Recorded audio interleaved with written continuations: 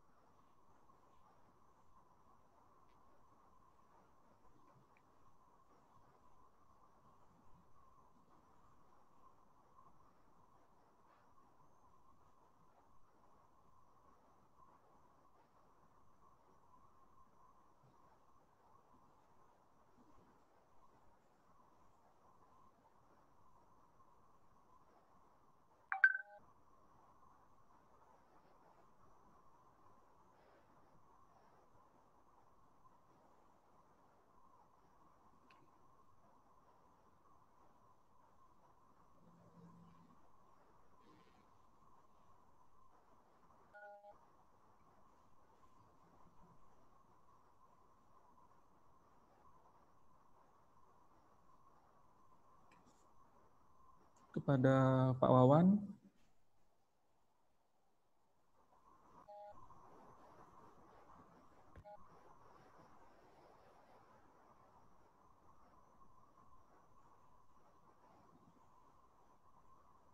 Kepada Pak Wan Dewanto dipersilakan untuk sharing screen-nya.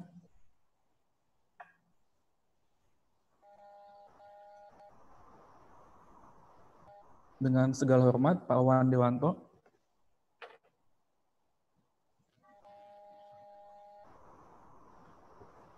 Untuk peserta, mohon bersabar karena kita masih kontak Pak Wannya.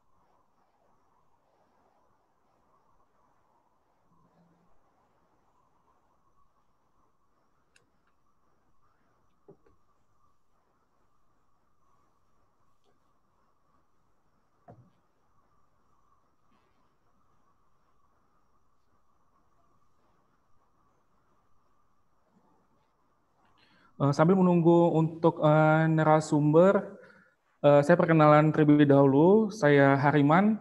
Saya berasal dari program studi divisi kamar, yaitu menjabat sebagai ketua program studi divisi kamar. Tentunya untuk mahasiswa saya yang tercinta, semuanya adalah mahasiswa saya yang tercinta di Politeknik Pariwisata Palembang. Saya salam kenal untuk semuanya, sukses untuk semuanya. Semoga apa yang didapatkan di hari ini merupakan amal ibadah semuanya dan menjadi suatu pedoman ke depannya lebih baik lagi. Untuk narasumber kebetulan sudah datang dengan segala hormat Pak Wan Dewanto.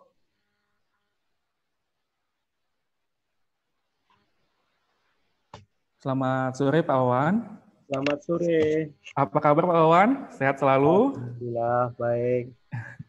Senang bertemu dengan Bapak. Di mana ini Pak ada kesempatan terakhir, yaitu narasumber terakhir yang pastinya dengan topik yang sangat menarik Pak Wawan.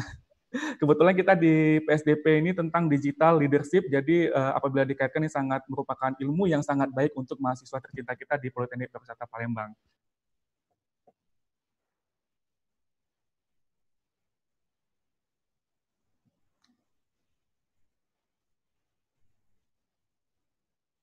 Selamat sore. Ya, sore Pak Wawan. Saya coba share screen ya. Ya Pak Wawan, dengan senang hati Pak. Karena masa kita sudah menunggu Pak sesuatu hal ilmu yang baru tentang digital Pak, ini sangat menarik untuk kita semua Pak. Bapak sangat ditunggu dan sangat dinantikan oleh mahasiswa kita, mahasiswa dan mahasiswi Politeknik Pariwisata Palembang. Apakah PPT saya sudah terlihat? Masih mulai Pak, started screen sharing kemungkinan Pak ya.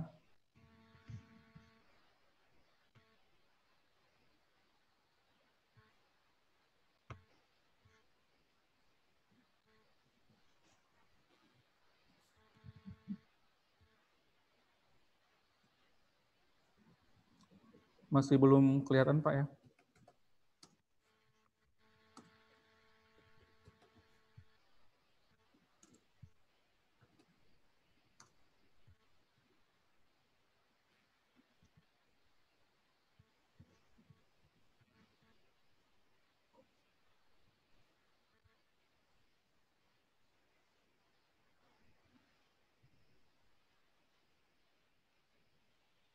Apakah sudah terlihat? Iya Pak, sudah kelihatan. Saya masih yang tinggal di view untuk PPT-nya Pak.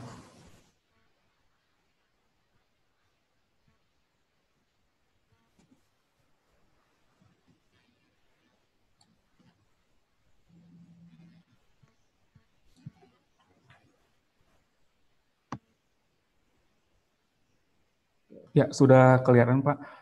Terima kasih kepada Pak Wan Dewanto untuk penyampaian materi. Akan diberikan waktu selama 50 menit dengan topik yang sangat menarik dan merupakan suatu hal yang baru di era digital, yaitu digital entrepreneurship, di mana ini merupakan adalah transformasi digital dan juga kita harus berpikir sebagai menjadi seorang pengusaha dan bagaimana secara customer online-nya. Untuk mempersingkat waktu, dengan segala hormat kepada Bapak Wawan Dewanto PhD untuk mempresentasikan materinya. Silakan Pak Wawan. Terima kasih Pak Hariman. Sama-sama, Assalamualaikum warahmatullahi wabarakatuh. Selamat sore adik-adik sekalian. Apa kabar? How are you today? Piye kabare? Campurasun. Apa kareba? Oke. Jadi kalau nggak salah tadi pagi ada materi digital leadership ya dari Pak Priantano Rubito. Hari ini saya akan menyampaikan materi tentang digital entrepreneurship. Gitu. Saya dengar bahwa tahun ini Poltek Palembang menerima mahasiswa banyak sekali ya, 300 orang gitu. Benar Pak, 300 lebih. Ya, yang sangat muda, ini pertumbuhannya Poltek Palembang ini sangat cepat gitu. Saya sendiri sempat ke Palembang, Poltek Palembang 2 kali, tahun lalu dan 2 tahun sebelumnya gitu. Dan saya pikir perkembangannya pasti sangat pesat. Sebelum kita mulai ke materi gitu, saya pengen tahu nih, coba bagi mahasiswa yang dari Prodi Pengelolaan Konvensi dan Acara, gitu, minta tolong videonya dihidupkan dan tangannya dilambaikan.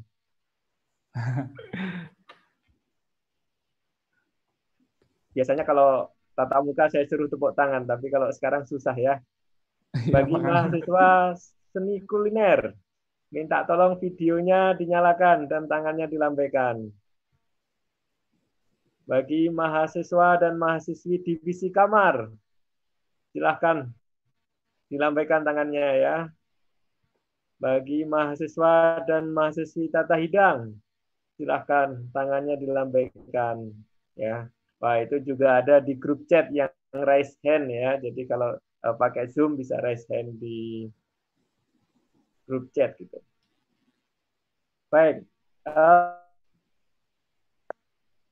hari ini tentu saat yang berbahagia ya buat Anda. Ini hari pertama, minggu pertama ikut kuliah gitu. Kemudian 3 tahun lagi, 4 tahun lagi Anda akan lulus. Pada saat lulus, tentu Anda mempunyai mimpi. Nah, mimpinya jadi apa? Coba saya mau nanya, siapa yang setelah lulus pengen jadi PNS? Coba raise hand di grup chat dan melambaikan tangan. Yang pengen jadi PNS. Siapa? Oke, lumayan ya. Ada ya. Oh, banyak, Siapa Pak. yang setelah lulus pengen kerja di BUMN, Badan Usaha Milik Negeri? Oh, ada juga nih. Ya. Siapa yang setelah lulus pengen kerja?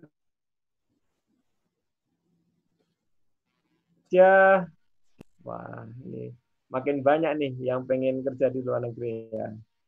Siapa yang setelah lulus pengen jadi pengusaha? Ada juga. Siapa yang setelah lulus pengen jadi istrinya pengusaha? Oh, ada juga. Siapa yang setelah lulus pengen jadi suaminya pengusaha? Ada juga ya. Jadi, baik. Jadi secara umum, tentu Anda semua ingin berharap menjadi leader gitu pada saat lulus nanti ya. Tentu mimpinya berbeda-beda. Ada yang pengen bekerja, ada yang pengen berwirausaha. Nah, hari ini saya sedikit sharing terkait ya materi digital entrepreneurship atau kewirausahaan digital. Tentu ini akan terkait bagi Anda-Anda yang pengen menjadi pengusaha atau pengen jadi suaminya pengusaha atau pengen jadi istrinya pengusaha atau pengen ya kerja di perusahaan. Seperti itu. Jadi di sini materinya ada 4 kurang lebih. Yang pertama adalah tourism entrepreneurship atau kewirausahaan pariwisata. Kemudian kita lihat itu new normal di bisnis pariwisata. Jadi kalau kemudian yang ketiga adalah startup digital, jadi spesifik di digital. Yang keempat adalah startup digital untuk bisnis pariwisata. Jadi kita ngomong bisnis pariwisata secara umum dulu, kemudian kita nanti ngobrol tentang spesifik tentang startup digitalnya seperti apa. Karena bagaimanapun ya kita harus tahu gitu kondisi industri pariwisata sekarang seperti apa. Kemudian 3 tahun lagi pada saat lulus, 4 tahun lagi pada lulus seperti apa, dan kita harus tahu gitu perkembangan industri digital ini bagaimana pengaruhnya terhadap bisnis pariwisata. Yang pertama adalah tourism entrepreneurship. Kalau ngobrol tentang entrepreneurship atau kewirausahaan ini sangat berdekatan ya istilah entrepreneurship. Entrepreneurship itu kewirausahaan, itu keilmuannya. Kalau orangnya disebut entrepreneur, tentu ada yang entrepreneur tingkat dunia seperti Bill Gates yang punya Microsoft. kemudian Mark Zuckerberg yang punya Facebook. Ada juga ya entrepreneur level Indonesia, misalnya Khairul Tanjung, gitu. Kemudian kemarin Nadiem Makarim ya sebelum jadi menteri, gitu. Kemudian Gojek, Bukalapak. Kalau Gojek kan Nadiem Makarim, kalau Bukalapak kan Ahmad Zaki. Seperti itu. Itu adalah sebuah mimpi ideal. Jadi ada sebuah slogan di entrepreneurship itu, have big vision, start small, move fast. Big vision artinya mimpi. Jadi nanti setelah lulus, mimpi Anda apa? Start small, mulai dari sesuatu yang kecil. Kalau bagi Anda tentu mulai dari hari pertama kuliah. Memulai dari satu yang kecil. Kemudian move fast, bergerak dengan cepat. Bagaimana selama Anda kuliah 3 tahun, 4 tahun di Poltek Palembang, Anda mengejar ilmu, Anda mengasah attitude Anda mengasah koprofesional Anda supaya bisa mengejar mimpi Anda. Mimpi tiap orang berbeda-beda, tentu Anda bisa sukses di bidang masing-masing. Kebetulan topik hari ini adalah salah satu profil tentang entrepreneurship. Kemudian kalau ngomong tourism entrepreneurship, tentu bagaimana entrepreneurship itu di sektor tourism dan travel. Di masing-masing prodi tadi ada yang relevan ya. Ada perhotelan, akomodasi, kemudian food and beverage, kemudian retail, kemudian travelnya, olahraga, terutama di Palembang ya dekat dengan Jakabaring, gitu. Kemudian entertainment. Jadi Anda pada saat lulus bisa memilih, gitu. Apakah Anda ingin bekerja atau berusaha di sektor yang sesuai prodi Anda. Atau misalnya bisa juga berkolaborasi antar prodi atau antar angkatan. Seperti itu. Kemudian lagi ini contoh-contohnya tadi tourism entrepreneurship ada di bidang gastronomi, ini ada di bidang food, bukan sekedar menjual yang basic, emang menjual makanan, tapi juga bisa dipadukan dengan pariwisata. Ada juga namanya istilahnya wellness tourism. Jadi ini penekanannya adalah kesehatan, kemudian jadi semuanya diarahkan ke kesehatan dan kehidupan manusia, baik fisik, psikologis maupun spiritual. Ini contoh-contohnya ya wellness tourism di Jepang. Jadi mereka bagaimana mereka ini berusaha hidup sehat. Ini ada sebuah data gitu. Bagaimana wellness tourism di berbagai negara gitu. Dan di berbagai kawasan. Kalau di Cina ini pembagiannya ada terkait health preservation atau kesehatan, kemudian ada juga terkait olahraga dan recovery, kemudian ada terkait medical, kemudian terkait nursing.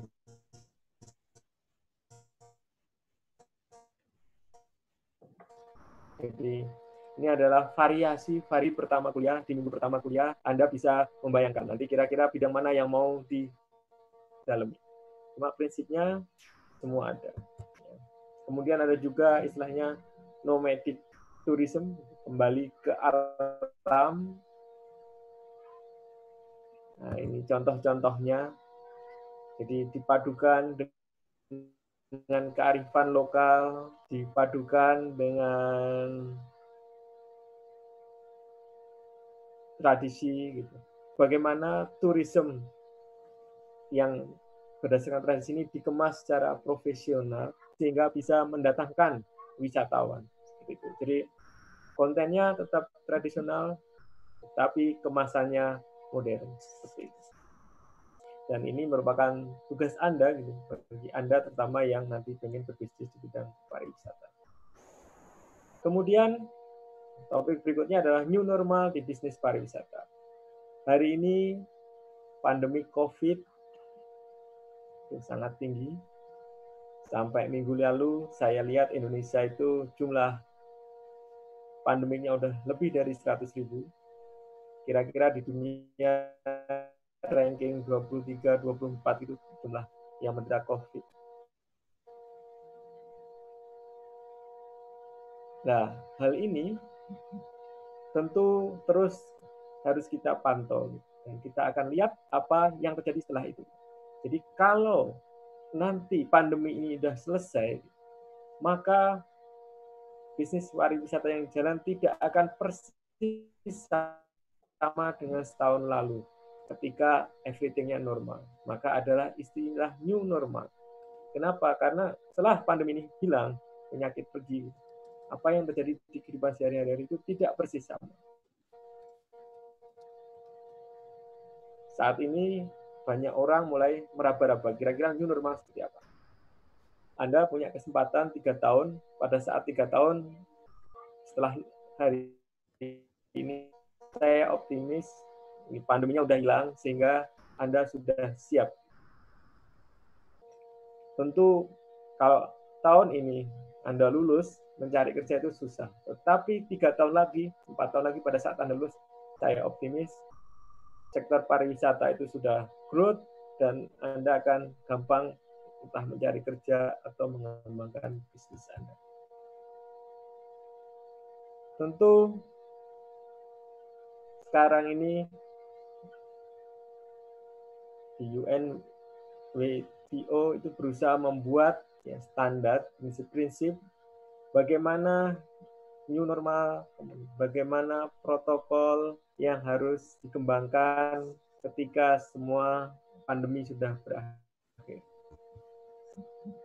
Kemudian dari kalau tadi adalah arahan ya dari tingkat dunia bagaimana tourism itu bisa survive, jadi artinya sektor pariwisata itu tetap bisa survive, kemudian nanti setelah pandeminya selesai itu bisa recovery.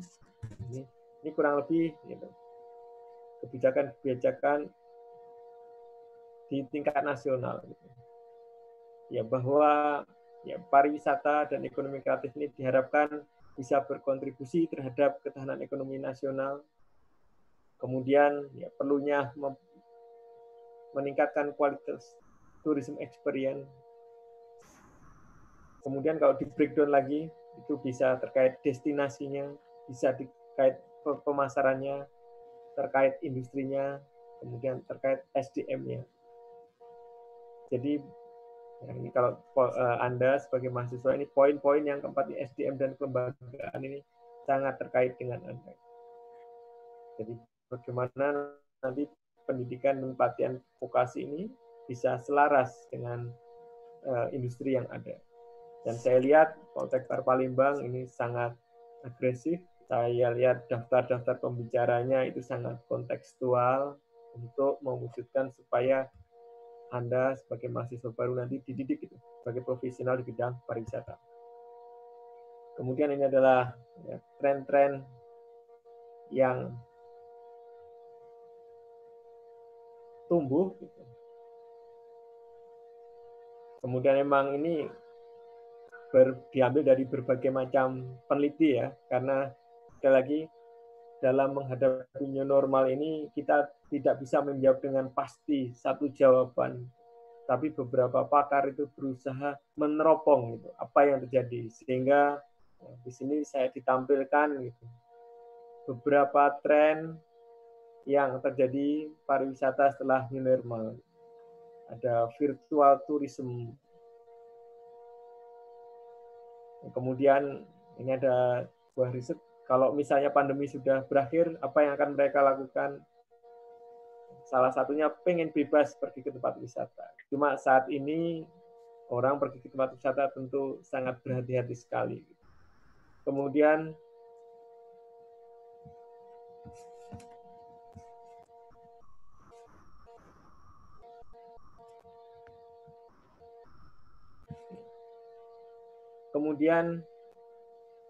ini ada pergeseran tren traveler.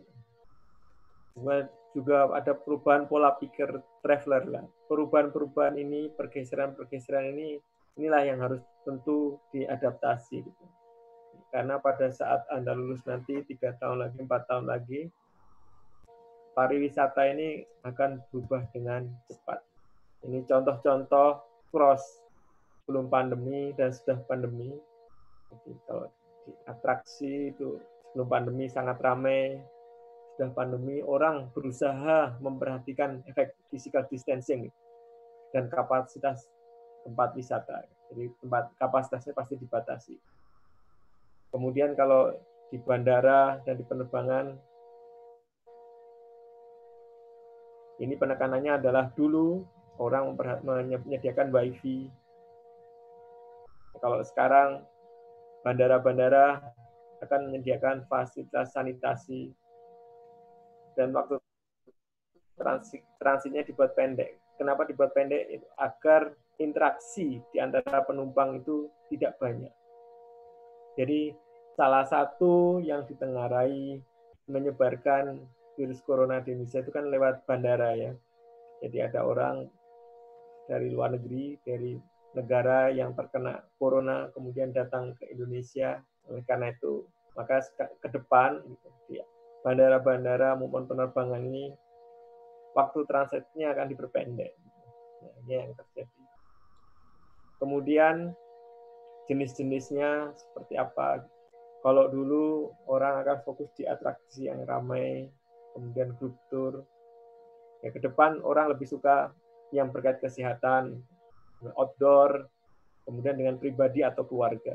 Jadi kalau dulu grup tour itu mungkin 20 orang, 40 orang. Kalau sekarang modelnya lebih banyak sendiri atau sama keluarga. Kemudian kalau akomodasi, dulu orang akan memperhatikan yang penting murah, ramai, nggak masalah. Ke depan akan bergeser, orang akan memperhatikan faktor sanitasi dan keamanan. Kemudian masalah higienis labeling, kalau dulu belum diperlukan, sekarang akan diperlukan. Nah, ini adalah kira-kira cross perbandingan sebelum pandemi dan sudah pandemi. Apa yang terjadi di sektor pariwisata. Kemudian harapan-harapan dari masing-masing stakeholder.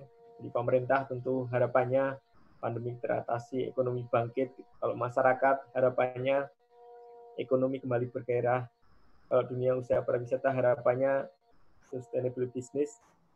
Kalau wisatawan tentu harapannya mereka akan lebih memilih gitu, sektor-sektor pariwisata yang akan diambil.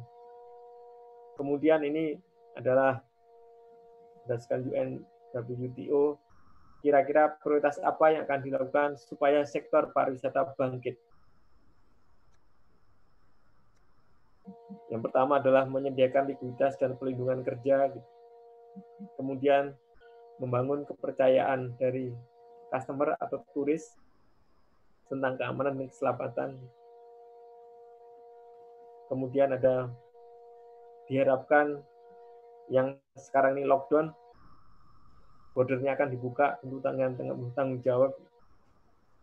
Kemudian ada misalnya membuat protokol, jadi sekarang ini di pemulihan ekonomi itu tiap sektor, mau UKM, mau sektor industri, perdagangan, pariwisata, itu membuat protokol dan aturan yang di satu sisi itu bisa membuat orang bebas berpariwisata, tapi di sisi lain tetap menjaga kesehatan. Kemudian yang keenam ini memberi nilai tambah pekerjaan melalui teknologi baru. Jadi kalau dulu kuliah daring seperti ini itu kan opsional ya. Kalau misalnya partner pembicaranya di luar negeri atau di luar kota, tapi sekarang walaupun di kota yang sama, maka kita tetap menggunakan teknologi. Jadi kalau dulu teknologi digital pilihan, sekarang digital itu wajib.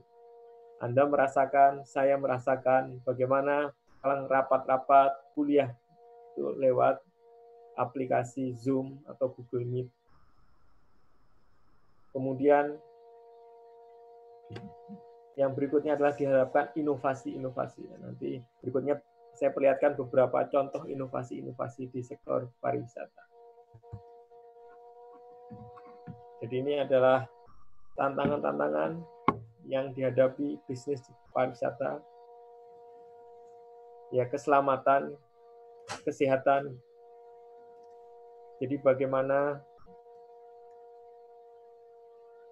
sektor pariwisata menghadapi tantangan ini, karena turis-turis sekarang ya banyak khawatir gitu tentang safety dan kesehatan, kemudian juga higienis, kemudian kapasitasnya, bagaimana sektor-sektor pariwisata kapasitasnya dibatasi supaya tidak terjadi crowd, kemudian ada brand gitu. Jadi bagaimana image-nya gitu. Jadi kalau antara real, higienis, health sama safety itu realnya harus benar-benar sehat, tapi brand-nya itu image-nya juga harus bagus. Kemudian value, ya bagaimanapun ya customer pasti mempertimbangkan ya harga. Tapi kalau dulu adalah yang paling murah, ya kalau sekarang kan pertimbangannya gitu. Bukan sekedar murah, tapi yang reasonable harga, reasonable price, harga yang beralasan untuk mendapatkan fasilitas pariwisata yang sehat. Seperti itu. Kemudian, ya tentu untuk beberapa tahun ke depan, 1-2 tahun ke depan ini wisata domestik ini bakalan lebih disukai daripada luar negeri. Apalagi tujuan-tujuan utama pariwisata gitu. Itu kan tingkat COVID-nya jauh lebih tinggi dari Indonesia. Prancis, Jerman, Italia itu lebih tinggi daripada Indonesia. Kemudian US itu juga lebih tinggi dari Indonesia. Bagaimanapun orang Indonesia juga pasti mempertimbangkan masalah ini. Jadi untuk short term, jangka pendek itu wisata domestik akan lebih disukai. Kalau jangka panjang itu pasti kembali normal. Kemudian objek wisata alam ini menjadi lebih populer bagi wisatawan. Kemudian ini yang muda-muda terutama itu pasti lebih semangat untuk bepergian. Kenapa?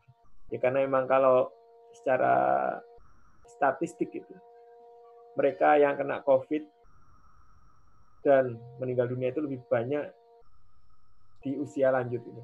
Jadi peluang seusia saya itu lebih besar daripada seusia Anda terkena COVID, kemudian terkena dampaknya sampai meninggal.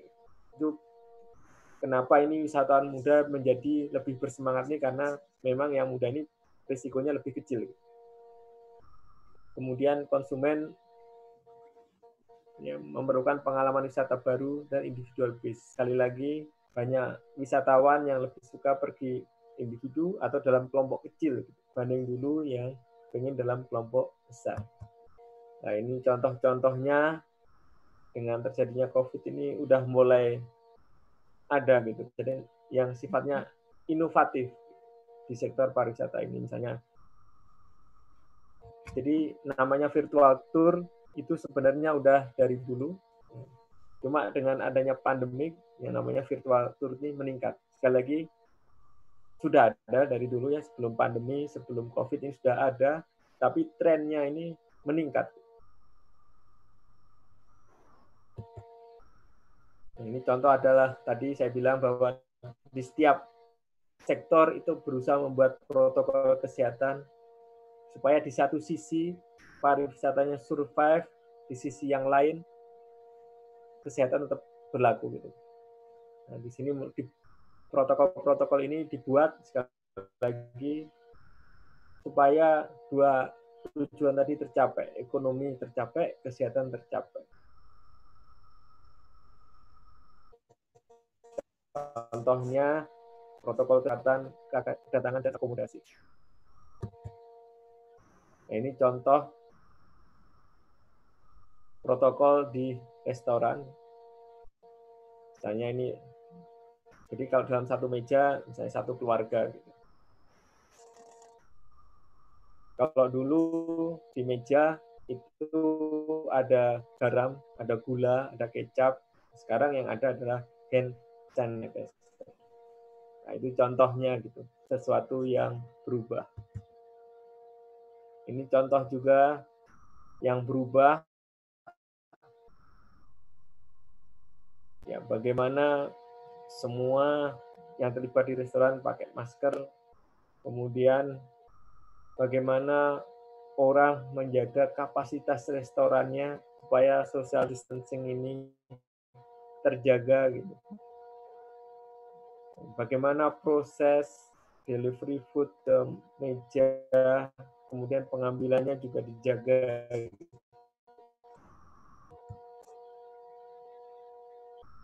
Nah, ini adalah contoh-contoh.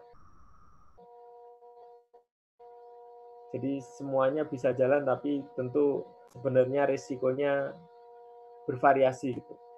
Pick up atau delivery ini yang paling kecil risikonya. Kemudian di luar ruangan, restorannya yang di luar ruangan, yang berjarak ini agak meningkat. Kemudian yang indoor itu risikonya lebih tinggi. Kemudian yang lebih tinggi lagi adalah ketika tidak ada jarak. Nah, ini jadi degree-degreenya.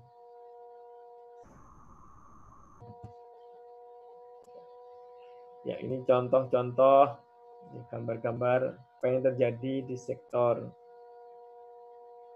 atraksinya, kemudian di sektor makanannya, di sektor perhotelannya, bagaimana ya semua berubah.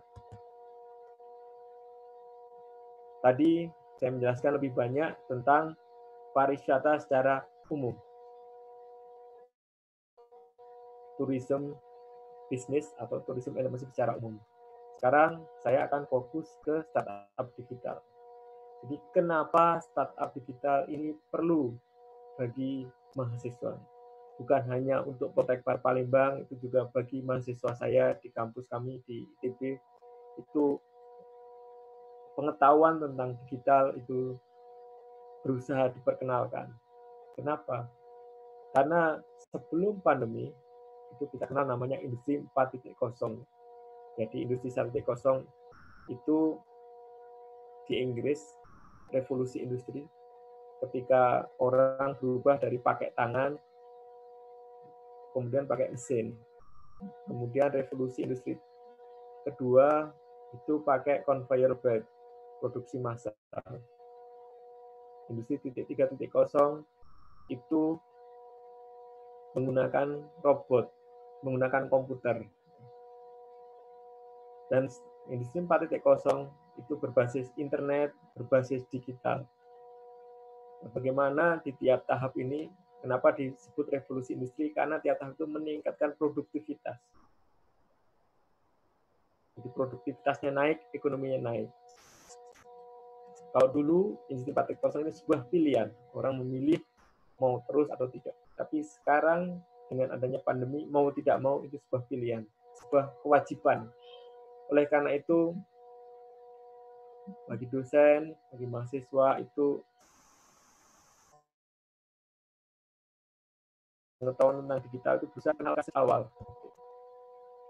Jadi di Indonesia sendiri, kalau angka, ya kita lihatlah angka orang yang punya smartphone itu berapa.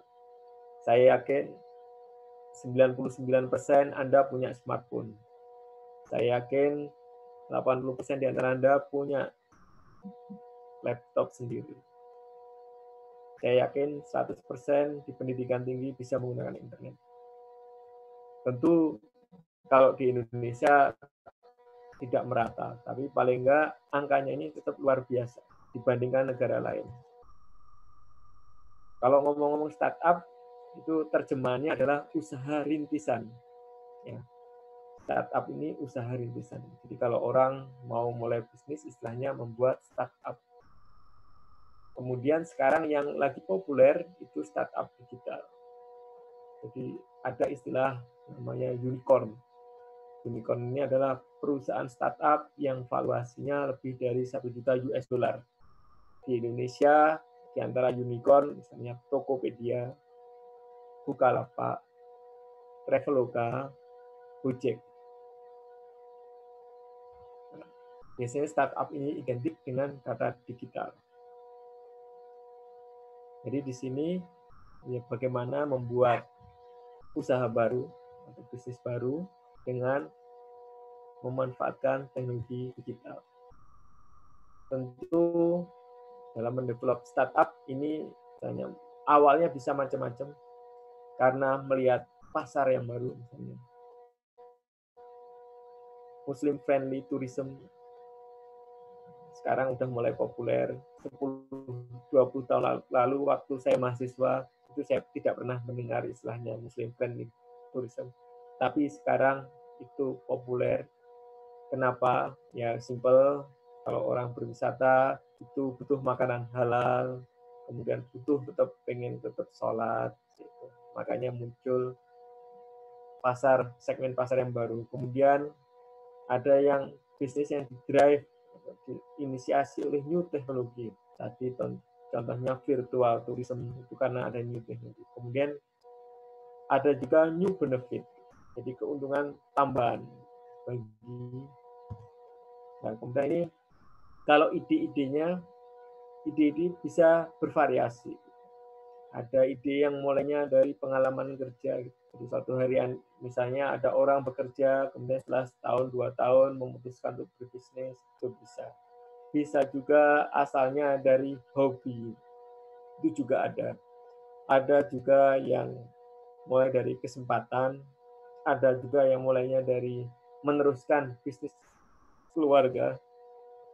Saya yakin beberapa di antara Anda ada yang orang tuanya pengusaha, ada yang calon mertuanya pengusaha, ada yang diharapkan nanti setelah lulus Poltek Parpalimbang meneruskan bisnis keluarga. Ada juga bisnis yang mulainya dari friend. Jadi teman satu kos-kosan memutuskan untuk bisnis bareng. Itu ada juga.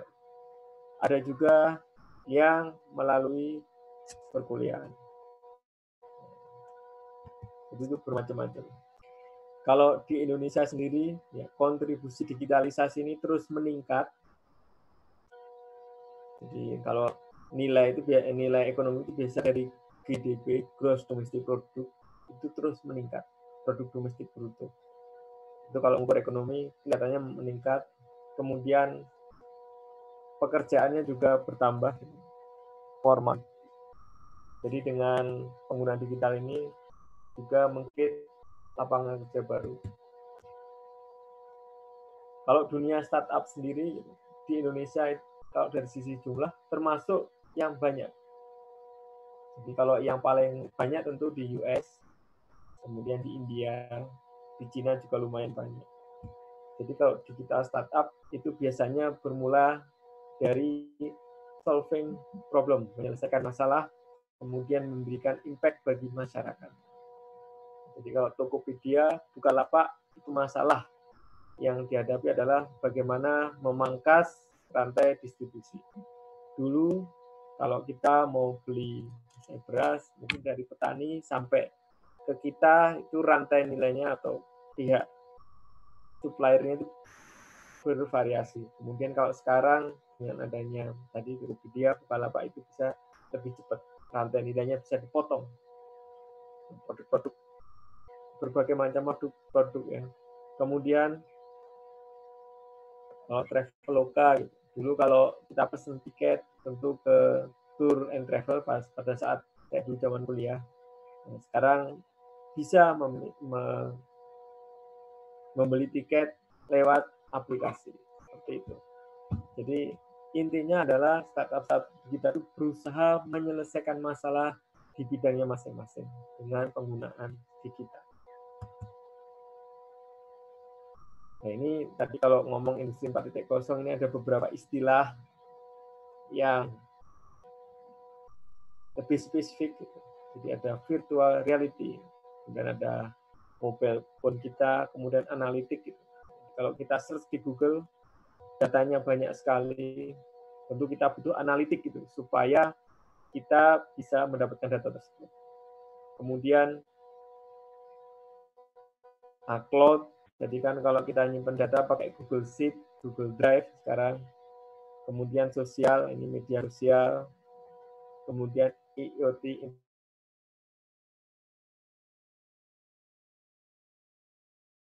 Internet of Things di sekitar kita. Nah, ini contoh startup di berbagai sektor. Jadi namanya startup itu bisa di sektor yang bermacam-macam, hampir di semua sektor. Nah, jadi nanti misalnya Anda nanti setelah lulus ingin mendirikan startup, itu pilihannya kan bisa meneruskan bisnis orang tua, bisa juga dengan teman mencari ide, bisa juga lihat di negara lain.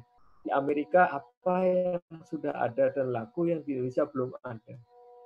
Di India apa bisnis yang udah ada di Indonesia belum ada. Kira-kira bisa juga dibuat di Indonesia. Ini ada contoh-contoh di berbagai sektor, ada sektor listrik, ada infrastruktur, ada kesehatan, ada sektor keuangan, ada sektor pertanian, ada sektor tenaga kerja, dan sektor pendidikan. Jadi yang namanya startup atau usaha rintisan itu bisa di berbagai macam sektor.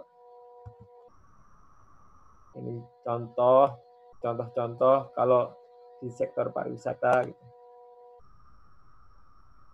Ada website-nya, jadi saya tampilkan jadi biar lebih kebayang gitu. Kalau sektor pariwisata seperti apa ini. Betul.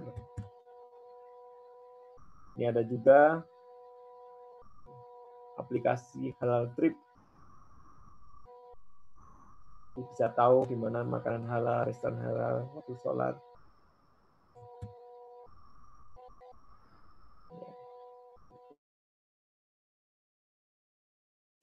Ini contoh-contohnya. Kemudian yang berikutnya, kalau yang sebelumnya adalah startup digital secara umum. Sekarang kita memperlihatkan bagaimana startup digital terutama di bisnis pariwisata. Ya, ini gambar yang terintegrasi bagaimana berbagai macam sektor itu ternyata saling terkait gitu. Bagaimana satu informasi itu bisa bermanfaat dalam mengembangkan sektor pariwisata. Ini adalah contoh tadi ketika ingin membangun startup, harapannya kan bisa menyelesaikan masalah. Masalah-masalah apa yang dihadapi? Ini istilahnya traveler frustration. Jadi masalah yang dihadapi gitu. Misalnya untuk ngetes paspor. Berarti itu ada peluang bisnis supaya bagaimana bisa ngedetek kontrol paspor kontrol itu dengan lebih cepat. Kemudian ada juga masalah time to reset option. Jadi butuh waktu untuk mencari arah. Tentu ini menimbulkan peluang bisnis bagaimana bisa menemukan tadi tempat wisata, kemudian hotel yang paling cepat. Ini ada masalah gitu. Kalau baru datang bingung lokal restoran yang bagus di mana. Nah, ini menemukan peluang ya, bagaimana bisa menemukan restoran dengan cepat. Jadi istilahnya tentu ya kita harus lihat gitu, kira-kira masalah apa yang bisa diselesaikan. Kemudian ya, ini adalah bagaimana ketika kita mengembangkan, kita harus memperhatikan banyak hal, mulai dari ini adalah alur cara berpikir dari turis, mulai dari inspiration, kemudian dia booking, kemudian dia beli naik pesawat, kemudian nyampe tujuan, kemudian post trip itu maksudnya biasanya kan sekarang orang senang selfie, kemudian senang mengabadikan di tempat wisata. Nah, dari alur ini itu Anda bisa memilih kira-kira di sebelah mana gitu nanti Anda bisa berpartisipasi. Ini lebih detailnya gitu. Ini contoh bukan hanya di Indonesia tapi di luar negeri ternyata di setiap tahap itu ada gitu. Lagi nanti tinggal dilihat yang di Indonesia yang belum ada yang apa, apakah di inspiration-nya, ataukah di booking-nya, atau di preparation-nya, atau di airport, atau di penerbangan, atau di arrival, atau di destination, atau di post-trip.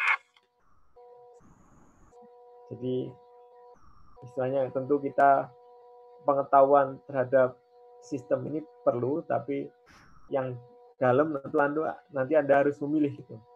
Ya mungkin Anda akan fokus di hotelnya gitu. Yang divisi kamar fokus di hotelnya. Bisa juga nanti Anda fokus di restorannya, bisnis restorannya. Tapi paling enggak dengan gambar ini Anda bisa memperlihatkan tuh keterkaitan satu dengan lain, bahwa perusahaan-perusahaan yang seolah-olah berdiri sendiri ternyata saling terkait.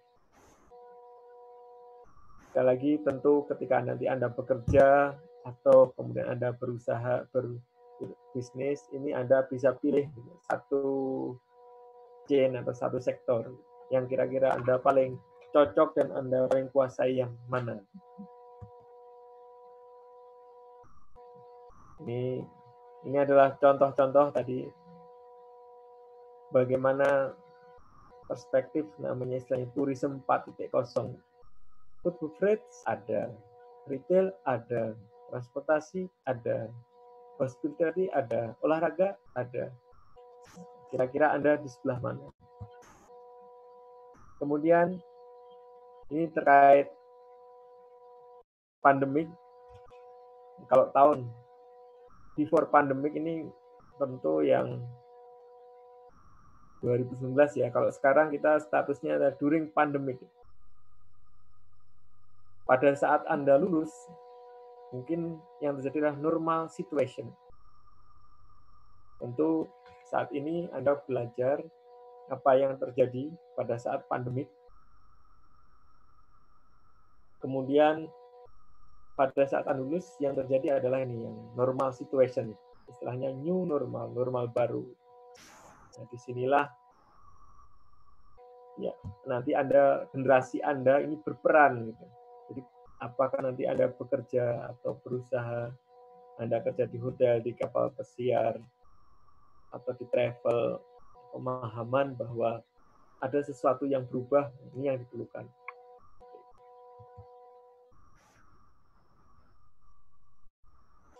Nah ini kemungkinan cara berpikirnya gitu di sektor hotel, mulai dari membangun trust, kemudian building demand sama building confidence. Jadi ini kira-kira apa yang terjadi. Ini mungkin saat ini belum di Indonesia, gitu. Mungkin 10 tahun lagi. Gitu. Jadi untuk bersih-bersih pakai robot. Sekali lagi ini yang saya perlihatkan belum tentu terjadi 3 tahun lagi, belum tentu terjadi tahun ini. Tapi di dunia sudah ada. Gitu. Ya, ada robot asisten dan hotel kapsul udah ada beberapa di Indonesia ya. Jadi yang penting mereka bisa tidur gitu. Ternyata ada juga. Gitu. Kemudian ini ada juga ini istilahnya di Purwakarta ini hotel gantung gitu. Untuk mereka yang suka camping gitu. Ada juga hotel yang di tengah hutan. Sekali lagi nuansanya tradisional, nuansanya alam, tapi kemasannya profesional. Dan kemudian ini ada juga ya hotel yang dipadukan dengan tempat meeting. Ya. Tentu makin ke sini, sekali lagi penggunaan teknologi informasi ini semakin terasa.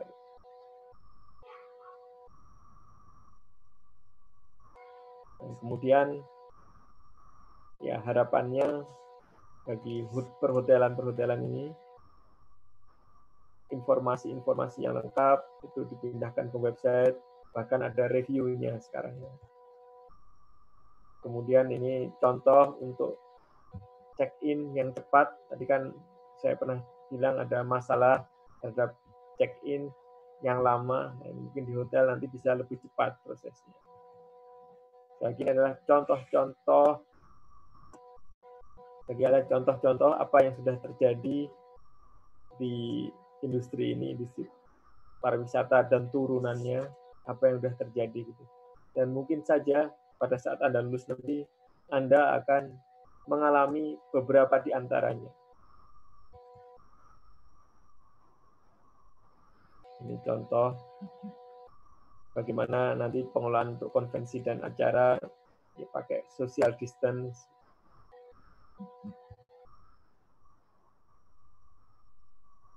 Ini adalah setting-setting contohnya. Bagaimana meeting tetap dilaksanakan, tetapi menggunakan protokol yang ketat. Jadi sekali lagi, semua aktivitas basic tetap berjalan, tapi ada sesuatu yang berubah. Nah, ini adalah apa yang jadi tren-tren yang akan terjadi di bidang food. Ada apa yang dimakan, kemudian kira-kira bagaimana makannya, ini proses-proses yang berubah. Lagi, ini yang lebih spesifik gitu. Tren-trennya gitu. Kembali ke natural gitu.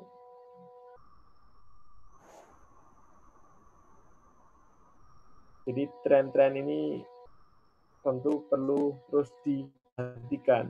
Jadi nanti kalau misalnya Anda usaha makanan, tentu tidak semua jenis makanan ya, pasti ada milih mungkin makanan untuk anak-anak, makanan untuk yang nomor 11 itu senior itu maksudnya manula.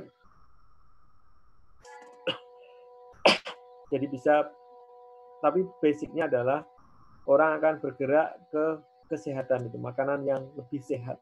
Ini trennya. Makanan yang biasa tetap ada, tetap akan ada. Sekali lagi, sampai kapanpun makanan yang murah meriah tetap akan ada, sampai kapanpun. Tapi porsi orang yang ingin makanan sehat ini akan selalu meningkat.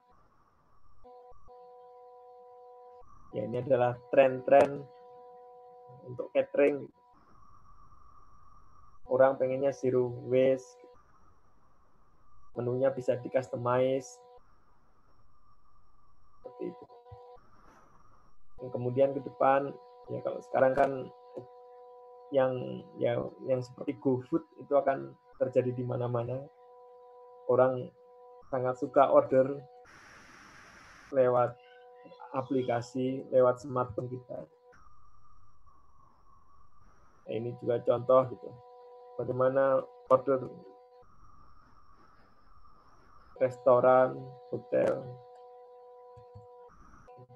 Baik, mungkin itu saja Pak Hariman. Saya cerita tentang apa yang kira-kira terjadi gitu, yang sudah terjadi dan akan terjadi di masa depan pada saat adik-adik kita ini wisuda nanti ya, 3 tahun lagi, 4 tahun lagi. Tentu harapannya adik-adik kita siap gitu pada saat lulus nanti untuk menghadapi era new normal di sektor pariwisata. Terima kasih Pak Hariman. Iya Pak Wawan, sangat menginspirasi Pak untuk materinya pada sore hari ini. Karena Pak, untuk informasi saja di Politeknik Profesor Palembang di setiap prodi itu memang kita mengarahkan juga untuk mata kuliahnya itu ada lebih digital dan juga ke entrepreneurship-nya untuk wirausahanya. Saya tadi masih bingung dari awal, apakah Bapak menjelaskan tentang divisi kamar, bagaimana untuk bisnis wirausahanya gitu. Tadi Bapak udah memaparkan. Akan tetapi sebelum saya menyampaikan pertanyaan mahasiswa, saya ingin bertanya dulu juga Pak, karena ini momen yang penting juga untuk saya di program studi divisi kamar. Untuk misalnya di kita ini kan ada untuk mata kuliahnya itu Pak Wawan Dewanto.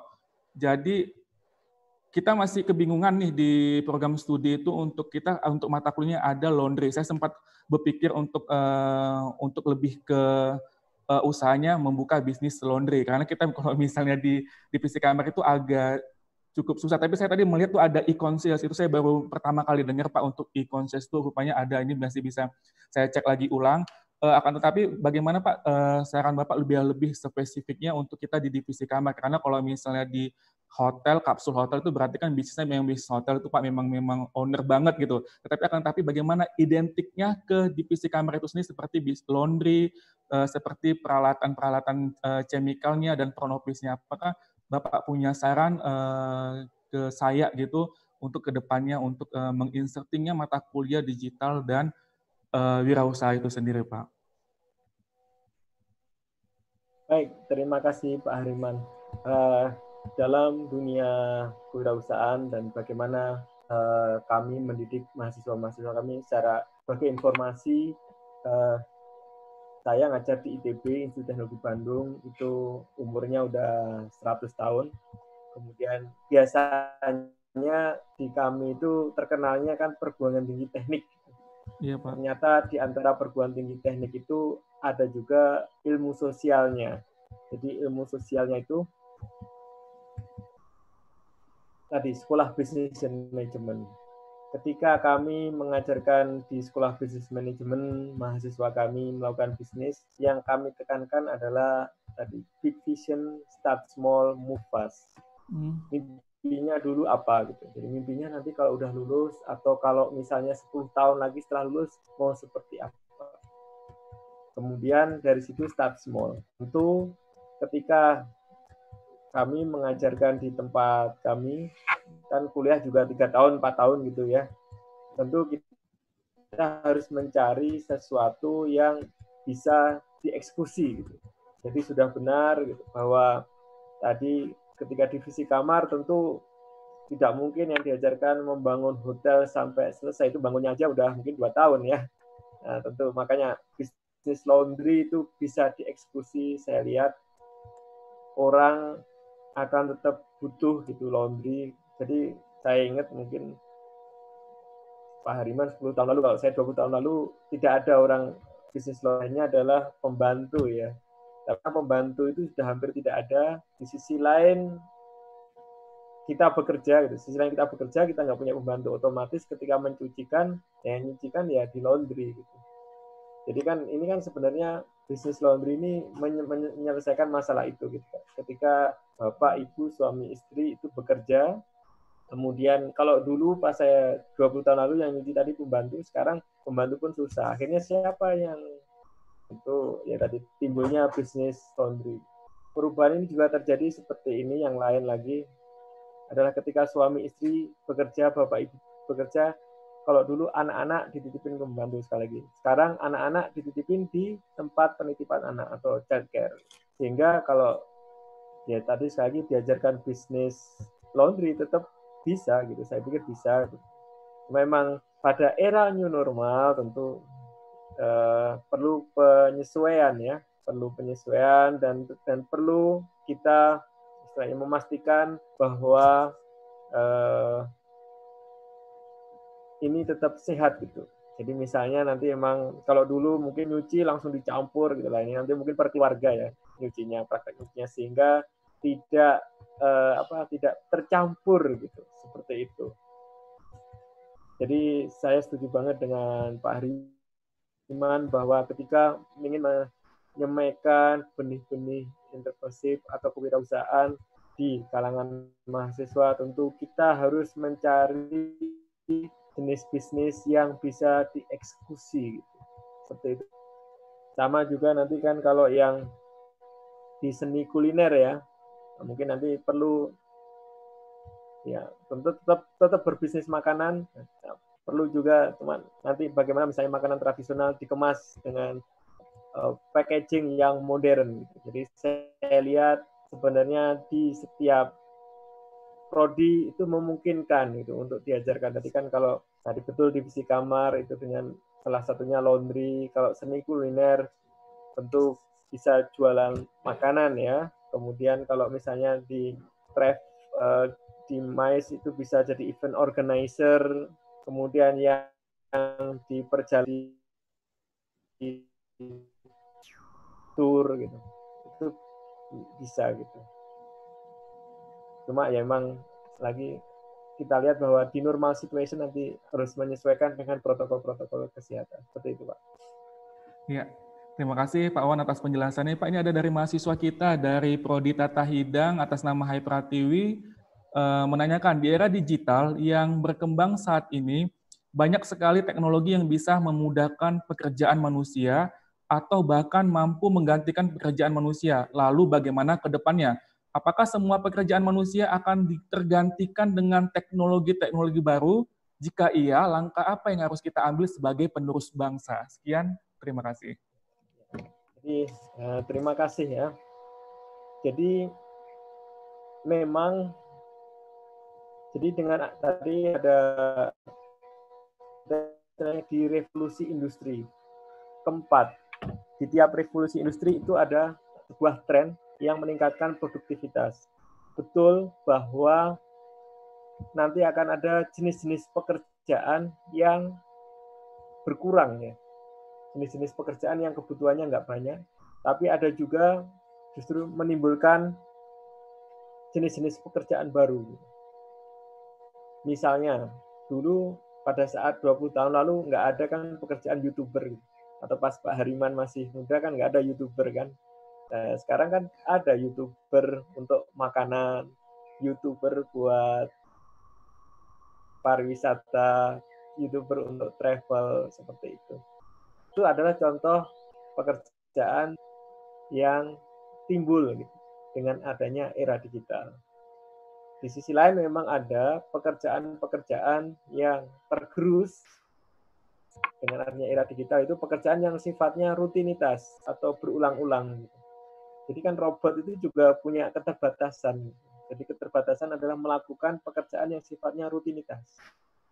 Tapi kalau yang sifatnya mikir, kreatif, itu yang nggak ada. Oleh karena itu maka memang ketika di mahasiswa diajarkan kewirausahaan, unsur kreatif dan inovatif itu penting. Jadi misalnya di Palembang, ya mungkin ketika dari Palembang ke tempat lain yang paling terkenal tetap empek-empek. Gitu. Ya, tetap empek-empek. Saya pas beberapa kali ke Palembang, ke Poltek Palembang, pasti pulangnya beli empek-empek. Cuma tentu harapannya empek-empeknya yang dihasilkan mahasiswa Poltek Palembang mungkin kemasannya lebih bagus, lebih sehat, kemudian pengantarannya lebih gampang, seperti itu. Jadi inovasi itu bisa di produknya, bisa di cara pemasarannya, seperti itu. Jadi jangan khawatir bagi adik-adik mahasiswa, memang betul ada pekerjaan-pekerjaan yang terhapus dengan adanya era digital, tapi ada juga pekerjaan-pekerjaan yang justru tumbuh di era digital. Jadi kalau ada kekhawatiran seperti itu, saya pikir nggak apa-apa, cuma tetap optimis saja gitu bahwa 3 tahun lagi insya Allah kondisi lebih baik. Mungkin yang harus deg-degan sebenarnya yang lulus tahun ini, deg-degan itu. Kalau yang lulus 3 tahun lagi, 4 tahun lagi mestinya ekonomi sudah membaik. Demikian Pak. Ya, terima kasih Wan. Jadi intinya tetap optimis ya untuk adik-adik calon mahasiswa baru, karena optimis adalah kunci utamanya. Karena untuk mempersingkat waktu, ini ada lagi Pak pertanyaannya dari Reda Abimanyu. Dari program studi visi kamar Platon 5, bagaimana cara proses digital entrepreneurship mempengaruhi anak muda zaman sekarang yang hanya bermain handphone tanpa mau bersosialisasi kepada masyarakat. Jadi intinya hanya main handphone tapi dia tidak mau bersosialisasi. Bagaimana cara proses digital entrepreneurship-nya, Pak? Oke. Pertama,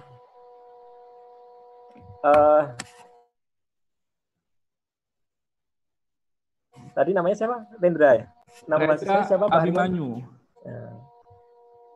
Nah, ini saya kasih analogi aja gitu. Saya yakin Rendra suatu hari akan menemukan gadis idaman. Saya yakin Rendra suatu hari akan menikah. Nah, kalau ngadep komputer terus, gimana nanti bisa menikah? Kalau misalnya ketemu calon istrinya, tentu pasti akan menyapa, akan ngomong. Nah, ini juga sama gitu.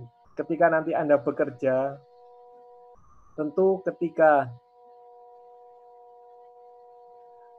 tentu diperlukan gitu, kemampuan untuk bersosialisasi. Nah, jadi nanti pada saat kuliah itu tentu tidak hanya tugas individual.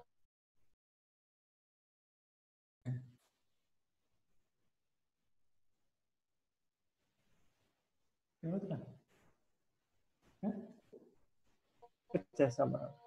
Dan ketika Anda ketemu partner yang enak atau partner yang sulit, Anda harus berusaha bahwa Anda tetap survive.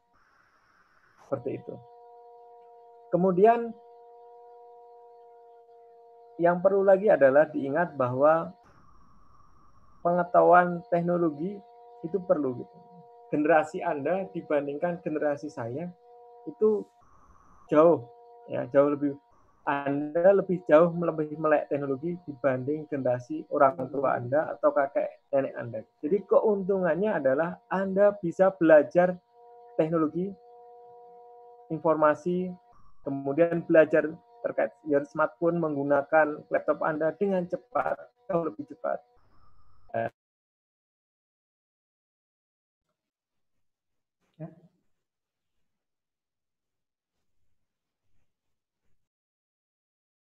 Jadi kita lihat positifnya. Jadi dengan Anda mengalihkan, kalau yang dulu yang di otak-atik game, mungkin nanti yang di otak-atik adalah software sistem informasi perhotelan. Kalau dulu yang di otak-atik adalah game di laptop, maka sekarang yang di otak-atik adalah aplikasi untuk pemesanan hotel. Jadi dialihkan gitu ya. Jadi sesuai jurusan masing-masing. Sekali lagi kalau dulu yang dilihat adalah game atau tontonan yang tidak terkait, nah sekarang dialihkan bagaimana kita melihat aplikasi yang terkait bidang jurusan Anda. Simulasi aplikasi. Kalau dulu nonton YouTube, dipuas-puasin film, nah sekarang Anda bisa nonton bagaimana profil orang sukses di bidang Anda. Jadi Anda harus punya idola. Nah, di situ Anda bisa belajar dengan cepat. Jadi prinsipnya adalah seperti itu ya. Bagaimana memanfaatkan teknologi untuk menggapai mimpi Anda. Jadi salah satu tips supaya Anda bisa mencapai mimpi Anda itu Anda harus punya idola. Jadi kalau misalnya pengen jadi pebisnis, kira-kira idolanya siapa? Atau Yusuf Kala, atau Khairul Tanjung, atau siapa? Anda bisa browsing YouTube kan kisah tentang beliau, mulai dari pas mahasiswanya seperti apa, pas lulusnya seperti apa. Gitu, Pak. Terima kasih Pak Wawan Dewanto. Karena waktunya sudah habis Pak, banyak Pak pertanyaan mahasiswa Pak tentang digital ini sangat sungguh menginspirasi dan kedepannya apalagi dari masa pandemi ini. Terima kasih untuk mahasiswa Politeknik Perhotelan Palembang, mahasiswa dan mahasiswi, sukses selalu untuk semuanya. Terima kasih banyak Pak Wawan Dewanto atas waktunya dan materinya yang sangat signifikan, sangat positif sekali untuk adik-adik kita di mahasiswa-mahasiswi Politeknik Perhotelan Palembang. Dan waktunya Pak, walaupun hanya sebentar dan waktunya sangat bermanfaat untuk kita semua Pak Wawan. Saya kembalikan kepada, saya langsung ringkas sebentar Pak ya. Yang pertama itu tadi dibahas tentang bagaimana pergeseran tren berwisata di era new normal, setelah itu bagaimana quality tourism-nya, setelah itu prioritas tourism recovery, setelah itu bagaimana startup digital yaitu usaha rintisan, dan bagaimana peluang bisnis pariwisata pasca pandemi yang sudah dipaparkan oleh narasumber kita dari SBM ITB Pak Wawan Dewanto. Dengan segala hormat, saya ucapkan terima kasih dan saya kembalikan kepada MC kita.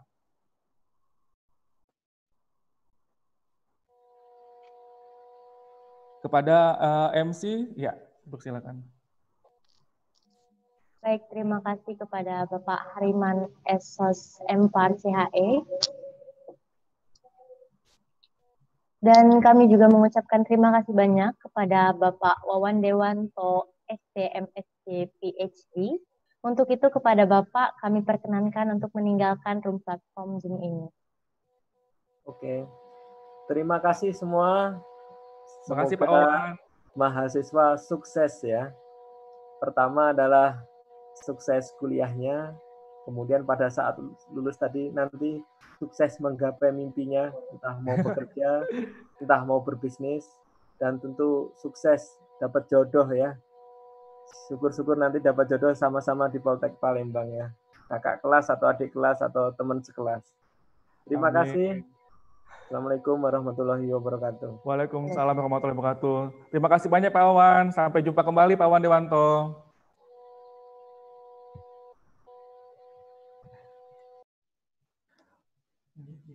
Untuk MC saya izin live ya. Baik, Pak. Terima kasih mahasiswa-mahasiswa Politeknik Profesional Palembang. Sukses selalu untuk Anda, tetap semangat untuk besok di hari terakhir. Terima kasih, izin. Terima kasih Pak Hariman. Ya, sama-sama. Baik, selanjutnya saya akan menyebutkan tugas pada hari ini. Diharapkan untuk seluruh peserta